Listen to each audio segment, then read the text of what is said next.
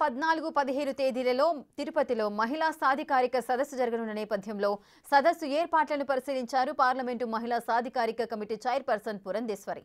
జాతీయ స్థాయిలో మొట్టమొదటిసారిగా ఈ కార్యక్రమం ఏపీలో జరగడం రాష్ట్రానికే గర్వకారణమన్నారు పురంధేశ్వరి.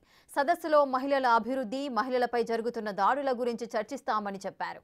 ఈ సమావేశానికి దేశం నలుమూలల నుంచి 225 మందికి పైగా ప్రతినిధులు పాల్గొంటారని తెలిపారు ఆమె.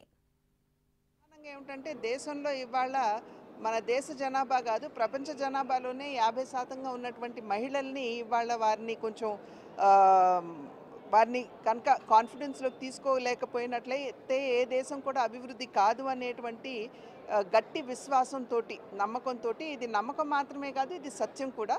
కనుకనే మన సెల్ఫ్ హెల్ప్ గ్రూప్స్లో చూస్తున్నాం ఏ విధంగా వాళ్ళని కాస్త ప్రోత్సహించినట్లయితే జాతీయ అభివృద్ధికి ఏ విధంగా వారందరూ కూడా దోహదపడుతున్నారు. 10 కోట్ల మంది ఉన్నారు మహిళా సెల్ఫ్ హెల్ప్ గ్రూప్స్లో. ఏ విధంగా వారు దోహదపడుతున్నారు మనందరికీ తెలియనటువంటి విషయం కాదు. కనుక అటువంటి అంశాన్ని దృష్టిలో పెట్టుకుని మహిళల్ని ఖచ్చితంగా మనం కలుపుకుని ముందుకు వెళ్తేనే దేశ ప్రగతి మనం సాధించగలం అనేటువంటి ఆలోచనతోటి ఈ 2 రోజుల పాటు ప్రత్యేకించి మహిళల యొక్క సమస్యల మీద చర్చ అనేది జరుగుతుంది.